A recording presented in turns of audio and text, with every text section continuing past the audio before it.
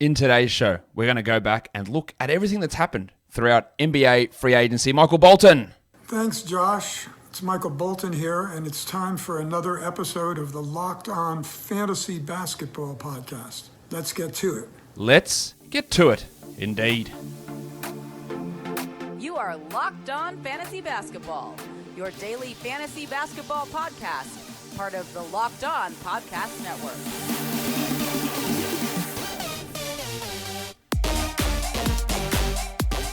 Hello and welcome to the Locked On Fantasy Basketball Podcast, brought to you by Basketball Monster. My name is Josh Lloyd and I am the lead fantasy analyst at basketballmonster.com and at Yahoo Sports Australia. And you can find me on Twitter, as always, at redrock_Beeble and on Instagram at Locked On Fantasy Basketball. Free agency is basically in the books. There are a few moves that need to be executed. There might be some trades going down. Ben Simmons, probably the most likely. I don't think Bradley Beal's getting traded. Damian Lillard, perhaps, but I think the Simmons one is probably the most likely out of those three to go down. And some restricted guys that still don't have some homes. But let's just go through and recap what teams have lost, what teams have gained in terms of free agents for this upcoming NBA season. Let's start with the Atlanta Hawks. In comes Delon Wright and Gorgui Dieng, and they lose Tony Snell, Chris Dunn, Bruno Fernando, and Nathan Knight. I think overall it's an upgrade for the Hawks, bringing in Delon and Gorgui Dieng to be the backup center and Delon Wright to be a backup point guard, I guess. Now, their backup guard situation is interesting. Reddish, Herter, Delon, and Lou Williams. One of those guys isn't going to play most nights would be the guess. So that's interesting, but just gives them more depth. I think undoubtedly, based on their transactions here, the Hawks got better and they didn't really do a huge amount. They brought back John Collins, of course. I think this is a really strong free agency from the Atlanta Hawks to bring in your Gorgui Dieng, Delon Wright. They're not big names. They're not huge game changers, but upgrades on considering what they lost. I think those are pretty decent upgrades there for the Atlanta Hawks. Let's look at the Boston Celtics. Now, they've had a lot more in terms of changes on this squad, with, of course, the most recent move there being Dennis Schroeder coming in. I didn't think Schroeder was worth the money that he wanted to get, but he didn't get it. So that's fine. He bet on himself. It didn't work out. That's sometimes what happens, but the value that he comes in there to be, I think, the backup. He might start next to Marcus Smart and they bring Josh Richardson off the bench, but I do think that they will. They will start Smart and Richardson and bring Schroeder off the bench. Richardson's another guy they brought in. They brought in Al Horford, who I think is going to be their starting center, and I think they'll still bring Rob Williams off the bench.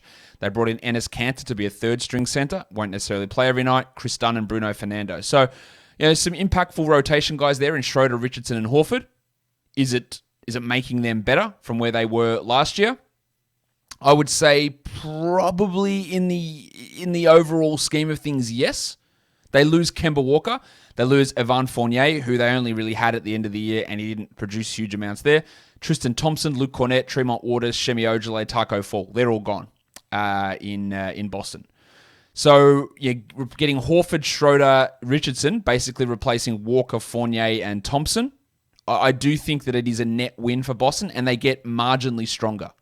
It's not a huge increase in what they're able to do through free agency this year. I do think that they get marginally stronger.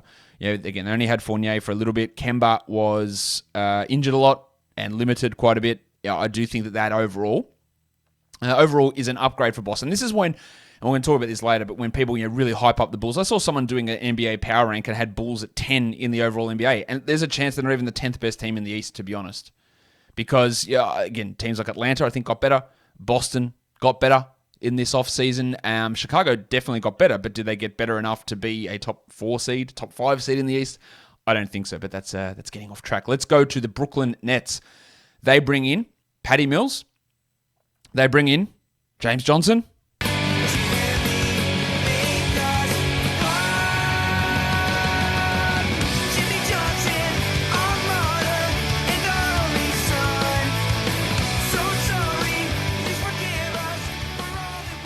They also bring in Javon Carter in a trade for Landry Shamet. So Mills is a really, really big move. Like getting him in there. James Johnson comes in basically to replace Jeff Green.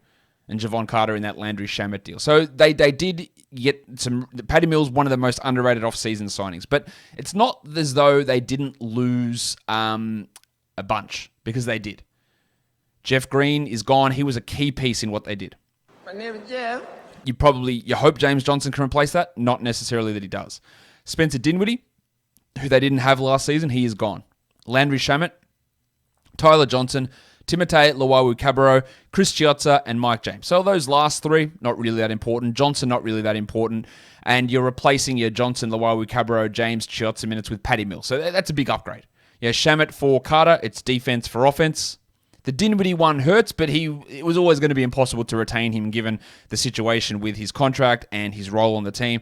And then Green to James Johnson's probably a downgrade. So while I think the Nets may have gotten maybe marginally worse just from losing out on Dinwiddie, that was never realistic to keep him there. So overall, getting Mills, James Johnson in, I think it's a pretty solid free agency from Brooklyn. And yeah, wouldn't say that it makes them significantly stronger, but to me, they are the clear favorite in the Eastern Conference. And if I had to pick, which I'm not going to do at this point, but if you want to put early money on NBA championship, to me, it is at this stage Brooklyn pretty clearly as the favorites for the NBA title at this point. Now, if you are one of those people, and there are plenty of you around there that has to deal with hyperhidrosis, excessive sweating, I've got the product for you. Sweat Block. It is doctor created, doctor recommended. They are antiperspirant wipes. They've got a range of stuff, but the wipes is really what I want to tell you about. But you wipe your pits, and it works for 7 days. Up to 7 days. That's amazing. You're not putting deodorant on every day. And sometimes you'll put on heavy-duty deodorant, and you're still sweating through it. You're making a presentation at work, or you're talking on camera like I am now. No one likes to have embarrassing stains of sweat or be just drenched in that uncomfortable feeling. So Sweat Block is something that you should be looking at. It is stronger and more effective than most clinical antiperspirants. You simply apply it at night before bedtime, go to bed, and the next morning you wake up, wash, and you go about your day without worrying about sweat, guaranteed. Get it today for 20% off at sweatblock.com with the promo code LOCKEDON, or at Amazon or CVS. Sweatblock.com, promo code LOCKEDON, and you get 20% off. BetOnline is the fastest and easiest way to bet on all of your sports action. Baseball season is in full swing, and you can track all of the action at BetOnline. Hey, for those of you, guess in the YouTube comments or on Twitter, do you know who my Major League Baseball team is? Guess. Anyway, for all the latest news, odds, and info on all your sporting needs, including Major League Baseball, PGA Golf, NBA Summer League, or all of your UFC, MMA action. Before that next pitch, head over to BetOnline on your laptop or mobile device and check out all of the great sporting news, sign-up bonuses, and contest information. Don't sit on the sidelines anymore, as this is your chance to get into the game as teams prep for their runs to the playoffs. Head to the website, betonline.ag, or use your mobile device to sign up today and receive your 50% welcome bonus on your first deposit by using our promo code LOCKEDON. BetOnline are your online sportsbook experts. All right, let's go on to the next team, and let's go to the Charlotte Hornets, who bring in Kelly Oubre Jr., who is going to be in a bench role almost assuredly. They bring in Mason Plumlee, who I do believe will be their starting center. He could come off the bench if they decide to start PJ Washington and Miles Bridges at the 4 and the 5. They also got Wes Iwundu as part of the Devontae Graham deal. So, some pretty significant moves there. Now, in terms of the guys they lost, we are losing Devontae Graham. Again, much like Spencer Dinwiddie, his role wasn't what it needed to be, and they weren't going to overpay for that. I think they probably... I forgot to include it on that list of... Oh, did I have it there? I did forget to include it. My apologies. Ish Smith also joining the Charlotte Hornets. Ish Smith's on this list. So they replace Devontae Graham with Ish Smith. Cody Zeller gets replaced by Mason Plumlee. That's an upgrade. Malik Monk basically replaced by James Bouknight from the draft. Biombo, Brad Wanamaker, and Caleb Martin are gone. So I think getting Plumlee in over Zeller is maybe an upgrade. I'm not convinced 100% that it is. It probably is, but Plumlee is also a weird sort of defensive fit and a guy that thrives when the ball's in his hands as a distributor, which you don't need when you've got LaMelo Ball and Gordon Hayward. So not really sure how that works. Losing Malik Monk, who is better than James Bouknight at this point. And Devontae Graham is better than Ish Smith, even though he's got some poor shooting. So while I think that Charlotte will improve through improvements from LaMelo Ball, improvements from Miles Bridges, and the addition of Kelly Oubre is the big one there. There is still some concerns there about how Mason Plumlee works and how Ish Smith goes as the backup point guard. But I think overall, you would say that the Zeller to Plumlee, if it is a downgrade, it's not a huge one. The addition of Kelly Oubre probably makes it overall a win for Charlotte, who again should be pushing themselves into the playoff or play-in mix, or definitely into that 8th seed zone, I would say, for this upcoming season. Let's talk about those Chicago Bulls. And their rosters are not full at all. I think they got 11 blokes signed, which is really holding up my Basketball Monster projections at this point, because really hard to project a team when they don't even have a full rotation, and one of those guys is Kobe White, who's not going to be ready to start the season. They bring in Tony Bradley. They bring in Lonzo Ball, Alex Caruso, DeMar DeRozan, and most likely Marko Simonovic. That hasn't been confirmed. He hasn't signed a contract.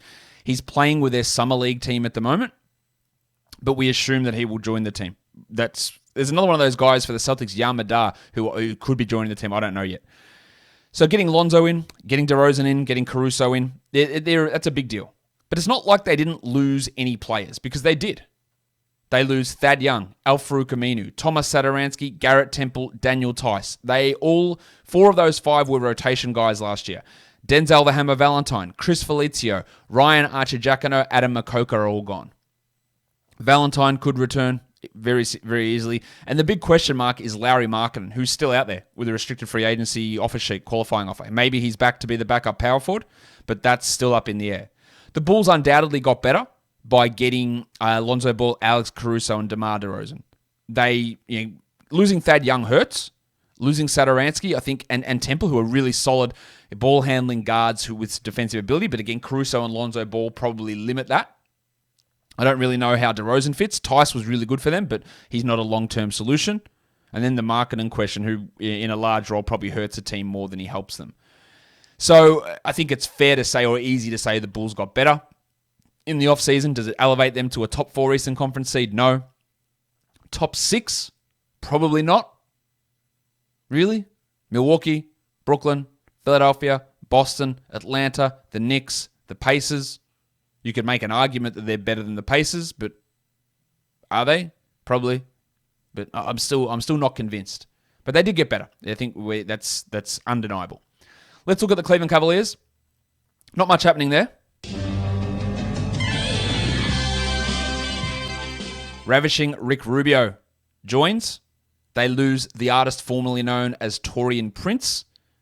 They lose Isaiah Hartenstein, who opted out of his contract and now hasn't found a new deal. Team should be trying to get Hartenstein.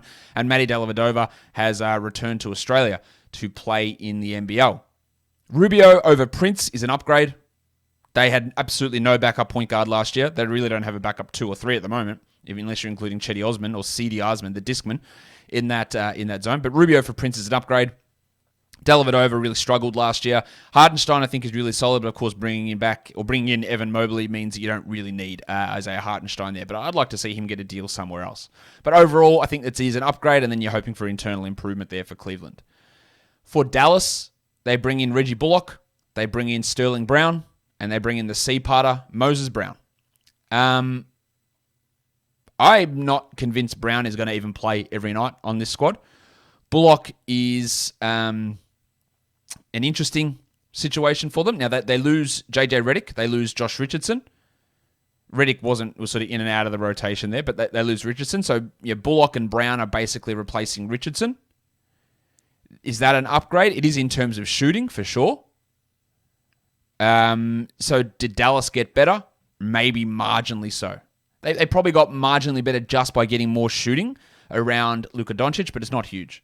They also lost Nikola Melli, who's gone back to Europe, and then Tyler Bay, who was like a 35th pick or something in last year's draft, and he's just gone. They signed him to a 2-way, which was weird for a guy picked that high, and then he's gone. So they're really disappointing for Tyler Bay to not even be brought back for a second season. So he is, maybe they decide to bring him back later, but he is out at this point in Dallas. So a marginal improvement, I think, there for them this offseason. Not huge at all. It's Bullock for Richardson, really, and then adding Sterling Brown as a backup guard wing player. The Denver Nuggets, not massive in terms of what happens there for changing with them. Jeff Green comes in. My name is Jeff. They lose JaVale McGee. They lose Shaq Harrison. They also lose Paul Millsap. We don't know where Millsap is going at this point. Maybe Millsap comes back, but they've got like 15 contracts. I don't think that Millsap is coming back for Denver. So losing Harrison's not a big deal. Losing McGee, Not a big deal either. Jeff Green basically replacing Paul Millsap. I do think that is a loss for Denver. And, of course, having no Jamal Murray to begin the season is not great. So I think they probably got a little bit worse this season. Yeah, Jeff Green's pretty solid, but I think Millsap's still probably better than him at this point. And he didn't do anything to address the fact that Jamal Murray's not there. You just bring him back. You got Morris and Campazzo, and you brought back Austin Rivers, and you drafted Bones Highland, who I think's going to be good and going to be a steal in the draft, but not sure he's going to have too much to contribute immediately. The Detroit Pistons, they bring in Kelly Olynyk, they bring in Trey Lyles, they lose Mason Plumlee, Dennis Smith Jr., and Wayne Ellington, and the free agency or restricted free agency of Hamidou Diallo is still unresolved. I am led to believe that MC Hamidou Diallo, will be back on this team. Stop. Have time. Where the hell he fits in the rotation is anybody's guess. Ellington was a starter for a big chunk of last season. We know that, and yeah, it obviously frustrated us to no end that he was getting those minutes. But Olynyk replacing Plumlee, I think Kelly Olynyk's a better player than Mason Plumlee. They probably won't start Kelly Olynyk. He'll come off the bench, I would think, behind Alf Stewart. Is that you, Mr. Stewart? Well, who the hell else do you think it'd be? Get in here, you pair of flaming galahs. Dennis Smith doesn't offer anything. Wayne Ellington, good shooter, but you got some a guy that came in with the number one pick who's going to take that spot. And that's why I'm not sure where Diallo sits. Frank Jackson, Josh Jackson still around. You get a healthy season of Killian Hayes.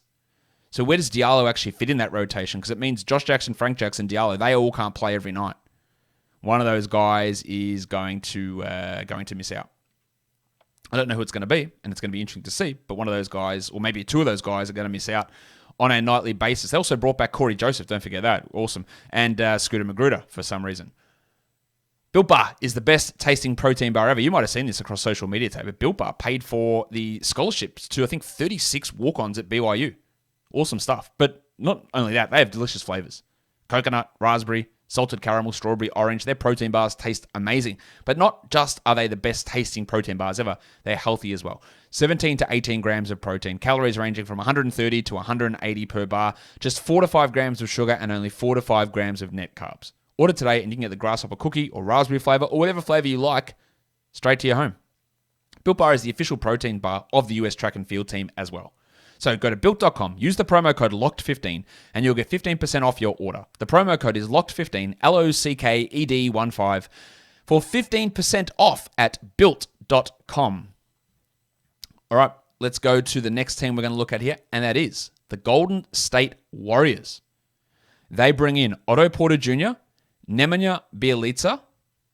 They bring in Chris Chiozza on a two-way, and they also return Andre Iguodala to this team. Now, Iguodala, I'm not convinced is going to be an every-night rotation player, nor am I convinced that Jonathan Kuminga is going to be an every-night rotation player, but they're going to be battling out. There's a chance that their best lineup includes Otto Porter starting with Draymond Green at the 5, but they're probably going to go back to James Wiseman in that position, old Blunty. If Porter's healthy, he's a pretty significant addition. They did lose some pretty good players, though, or some useful players. Kelly Oubre, Kent Bazemore, the triangle, Eric Paschall, Jordan Bell, Nico Mannion, Alan Smailagic. Those guys aren't useful. But Bazemore and Oubre were big contributors there across the wing, or on the wing for this team, and they are no longer there. So overall, Porter for Oubre, Bjelica and Bazemore, or Bjelica for Paschall. I think the big key there, of course, for the Warriors is eventually Klay Thompson returns, which won't be on opening night. But I wouldn't say that they necessarily got better. If Porter is healthy, he is a better player than Oubre, but that's a massive, massive if at this point.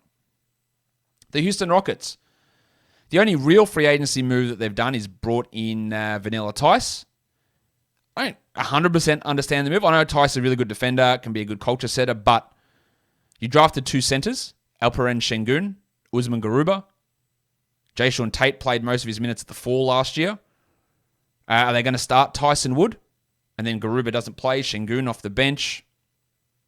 You got Tate playing at the 3 instead of the 4. Where's Eric Gordon fit in? Their rotation's a mess at the moment. They do lose Kelly Olynyk, who started next to Wood at the end of last season. Sterling Brown, Avery Bradley, Dante Exum, DJ Wilson. Bradley's still not signed anywhere. That's because he's not very good anymore. Dante Exum's still not signed. He struggled. He plays well in the Olympics and struggles in the NBA. Sterling Brown was in and out of their lineup. It's Tice for Olynyk. Tice is not as good as Olynyk, I think. Better defender, worse offensive player. Their big move, of course, is improving through the draft. Yeah, but overall, in free agency, you'd say they probably got worse just for a Tice-Olynyk swap, but it's not really the big deal. Yeah, because the amount of rookies coming through and injured players returning, they should be better than what they were last year. The Indiana Pacers, not much movement on their end. Torrey Craig comes in as a free agency signing. They lose Doug McDermott. They lose Aaron Holiday, Jakar Sampson, and Cassius Stanley. So it's really Craig for McDermott and Holiday. Holiday can be replaced by draft players. Chris Duarte, not that I think he's necessarily going to play every night. Craig for McDermott is defense for offense. Do I think they got better there? Probably not. But Miles Turner healthy, TJ Warren healthy. New coach in Rick Carlisle. Overall, you would suggest that they are better this season. And having just Craig may not even play every night, to be honest, with how this team is set up. But just having that defensive guy there is useful. The LA Clippers, minimal moves as well in terms of bringing new players in. Justice Winslow comes in. Of course, they brought back Reggie Jackson. Kawhi Leonard re-signed. Nick Batum was brought back. They also lose Patrick Patterson, and DeMarcus Cousins hasn't been re-signed. Maybe they bring Cousins back to be a third-string center, but at this point, there's been no movement on Boogie. Winslow should be in the rotation as a backup wing, and not fully replacing Kawhi Leonard. Of course, that'll be more Batum and Terrence Mann and Reggie Jackson who are taking on that extra role there, I would think.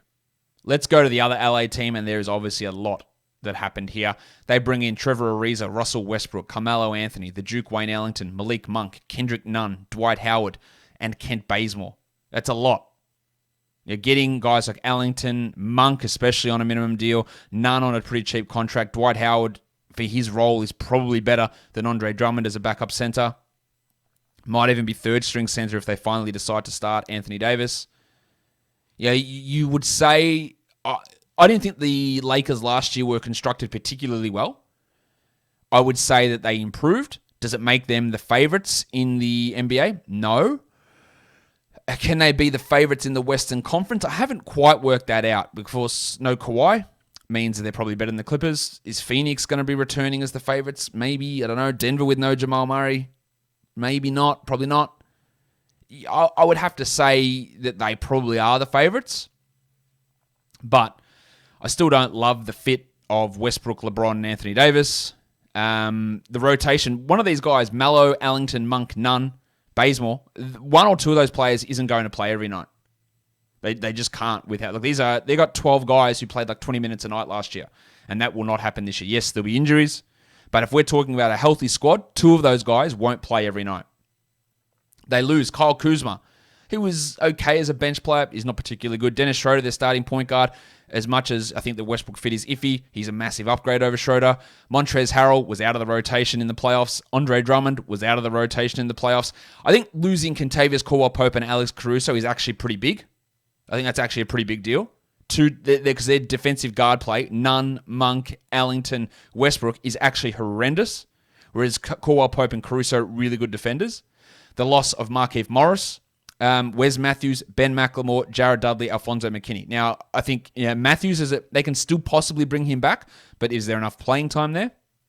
So while Kuzma, Schroeder, Harrell, not huge losses when you're replacing them with even Carmelo Anthony or Russell Westbrook. I think Melo and Kuzma, maybe there's an upgrade there. Yeah, I'm not sure there is, but perhaps.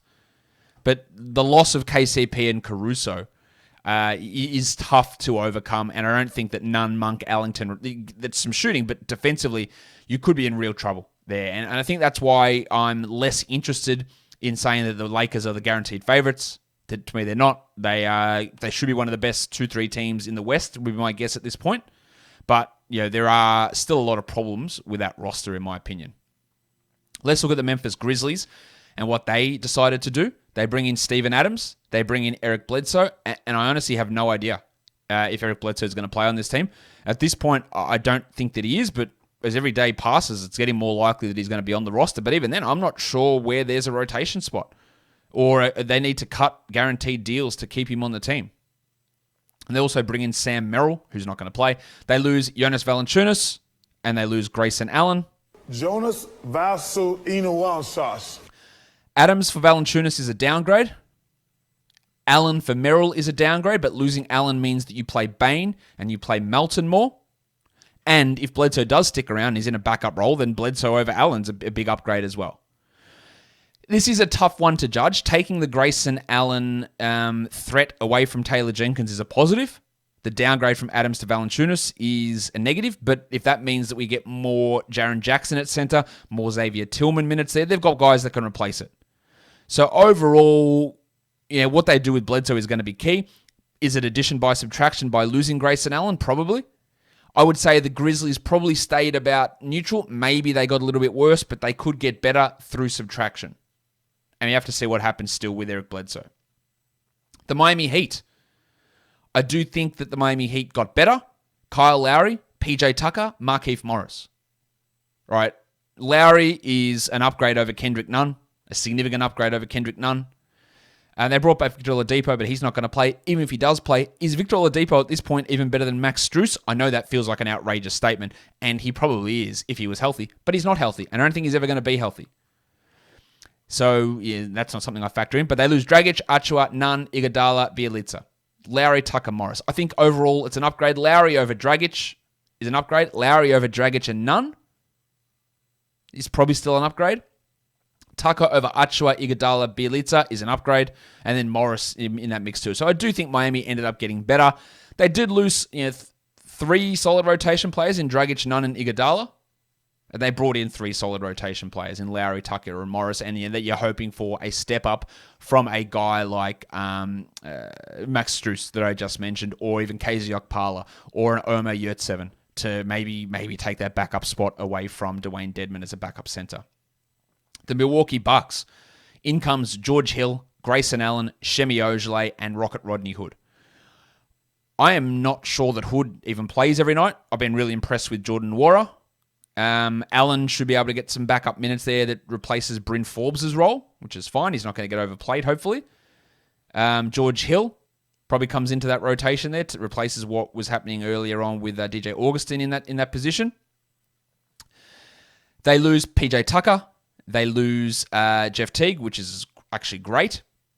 Bryn Forbes, Sam Merrill, and Justin Jackson. So George Hill coming in is an upgrade over Teague, but losing PJ Tucker hurts.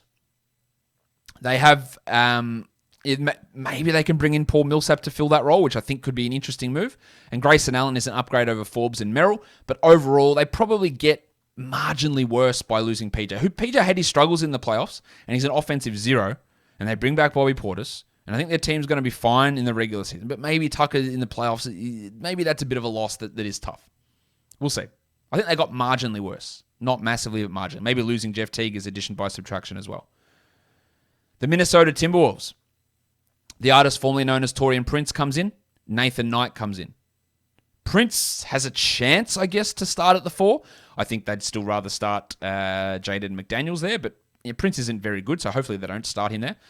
Knight, really liked what I saw from him in Atlanta. Good development project. They lose Rubio and Ed Davis, and they still haven't resolved the situations with Jared Vanderbilt or Jordan McLaughlin. At this point, they do not have a backup point guard. Do they want Jarrett Culver to run that full-time? Is Malik Beasley going to run backup point guard? They don't have a backup point guard. So I think they need to bring McLaughlin back and have him as a full-time backup point guard because they don't have anyone there. Vanderbilt should be still playing some backup center minutes and backup power forward minutes. You're going to get Naz Reid playing some of those minutes as well, but that situation is not resolved. Do they get better? I don't think so. Prince for Rubio is a downgrade in terms of on-court play. I know contracts and that play into it. I'm not sure that makes them better. They're banking, of course, on internal improvement, though. The New Orleans Pelicans, they bring in Jonas Valanciunas, Devontae Graham, Tomas Satoransky, and Garrett Temple. So some pretty solid names there who, I would say all 4 of those guys will be in the rotation. Valanciunas should start at center. Devontae Graham should start at point guard. Satoransky and Temple should get backup wing minutes on this team. They lose 2 starters, of course. 3 starters, actually. Lonzo, Steven Adams, and Eric Bledsoe. They also lose James Johnson and Wes Iwundu, and we don't know what's happening with Josh Hart. His restricted free agency is still up in the air. I would imagine they're going to start Graham and Alexander Walker, although if Hart returns, he could start. The Valanciunas for Adams change is an upgrade. James Johnson, maybe his rotation spot gets taken by draft pick Trey Murphy as a better shooter, worse defender. Devontae Graham for Lonzo is a downgrade. Alexander Walker for Bledsoe is probably an upgrade, even though Alexander Walker didn't come in. New coach. We don't know how Willie Green's going to go there. I think overall they probably got worse, but not in a big way. The Lonzo Devontae one is a downgrade, but I think most of their other ones, losing Bledsoe is an upgrade, losing Adams is an upgrade for Valanciunas. So I think that helps in that respect. The New York Knickerbockers. Oops, I think I brought the wrong screen up there for New York. Yes, that is the wrong screen. Don't tell me I screwed it up. I did. Where is the New York Knicks in screen? I'll be back in a second. All right, so that's the New York Knicks in screen.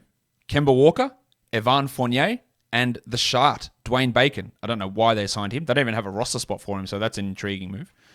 This is a big upgrade for the Knicks. I think I was critical of some of their early free agency moves by, I think, overpaying for Nerlens Noel, overpaying a little bit for Derrick Rose.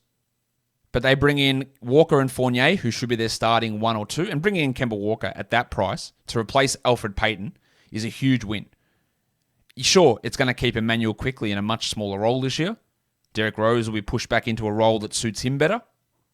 And then Fournier over Reggie Bullock, I think is an upgrade. Now, it does hurt your defense a little bit, but offensively, they needed someone to take some shot creation responsibility away from Julius Randle. So I think it's an upgrade. They lose Bullock, and that hurts a bit. They lose Elfrid Payton, Frank Ntilikina, Norvel Pal. Who gives a shit? Really. So this is, I think, a big upgrade from the Knicks. Really positive stuff. And again, they were the 4 seed last year. Maybe it was a lucky 4 seed, but they still were the 4 seed. They should be back in that 4-7 mix again, or 4-6 mix, maybe 3. Can I get to the 3rd spot? It's possible. That's a big upgrade from the Knicks. Really impressive. After I didn't like what they did initially, but really good stuff after that. Oklahoma City. We know what they're doing. They're building for the future. They bring in Derek Favors. They lose Al Horford, Moses Brown, Tony Bradley. They lose, unfortunately, it was so short-lived, Gabriel Deck. I could barely recognize my own dick. And the restricted free agency of Svi Mykhailiuk is still up in the air. Undecided. We don't know where Svi is going to sign. Favors for Horford is a downgrade. Then you lose Brown and Bradley. All your centers are gone. Deck, that's not a big deal by any stretch of the imagination. I think he's really an NBA caliber player. And Svi, whatever. He's fine, but you got other guys you can bring in there. So overall, they get worse, which is fine for them. But they get more opportunities to develop their younger players, which overall is a win, but it doesn't make them better as a team. The Orlando Magic. Very interesting offseason. By offseason in free agency, I mean, they didn't do anything. They brought Robin Lopez in to be the 3rd string center behind Mo Bamba and Wendell Carter Jr. They also should be getting John Isaac back. They should be getting Markelle Fultz back at some point this season, in the first month or so, I would guess. They lose Otto Porter Jr., who barely played for them. James Ennis, maybe he comes back, but he's not signed now. The Shark Dwayne Bacon, addition by subtraction. Chasen Randall, Sindarius Thornwell. So while Lopez doesn't really feel a need, I think he's still an upgrade over the guys they lost. Plus, they brought in good draft picks and injury returns. So I think they end up overall being better. Their free agency is probably a little bit neutral and uninspiring. But losing Dwayne Bacon or cutting Dwayne Bacon in free agency, I think is a pretty large win. Let's talk Philadelphia 76ers. Now, this could change because Ben Simmons could be dealt by the time you're watching this show or listening to this podcast. That's possible. But at this stage, they brought in Andre Drummond and George Niang to replace Dwight Howard and Mike Scott as the backup 4-5. Drummond will not play with Joel Embiid, hopefully. His role is obviously much smaller. He's still going to be an absolute pain in the ass to watch. Hopefully, he curbs his usage in this situation. There's no guarantee that happens.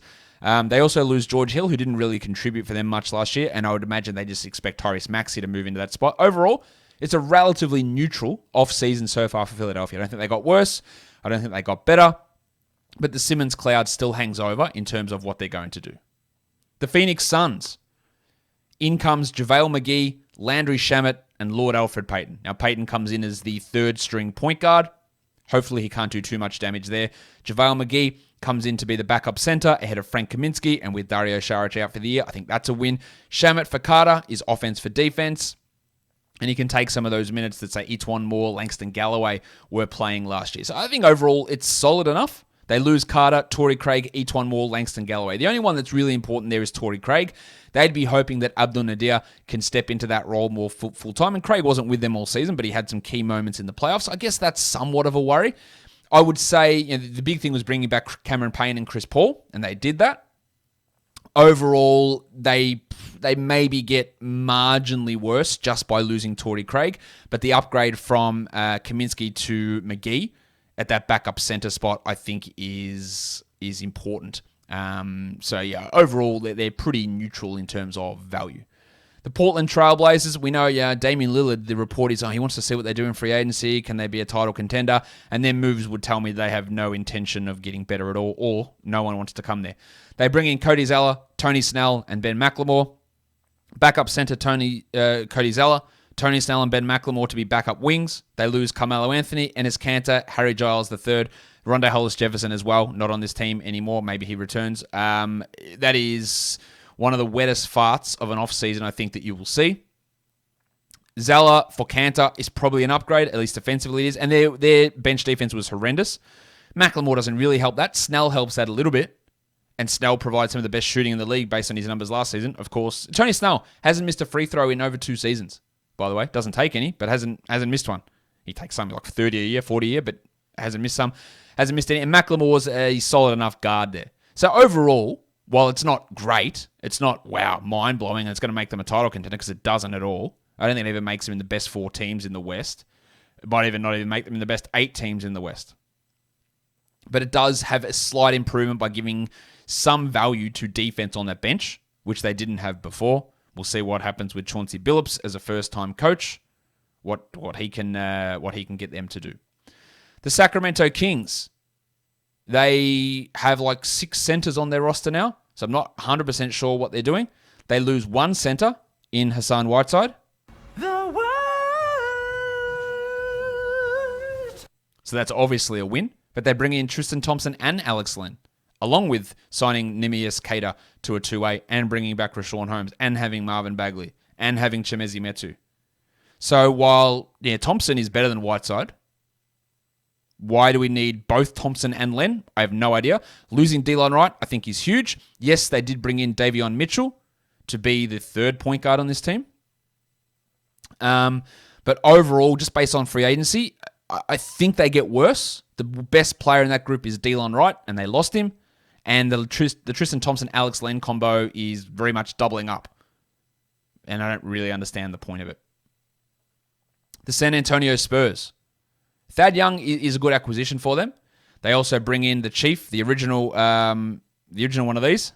Sometimes may be good, sometimes may be shit. Al Farouk Aminu. They bring in Doug McDermott. They bring back Bryn Forbes. They bring in Zach Collins, who probably doesn't play this season. And they bring in Chandler Hutchison as well, who's probably not going to be a rotation guy. So, do they get better? I'd say almost definitely not. Young is an interesting guy who'll be a rotation player, probably starts. McDermott, off the bench, solid enough. Forbes, I don't think is very good. Collins won't play. Hutchison won't play. Aminu won't play. They lose DeMar DeRozan.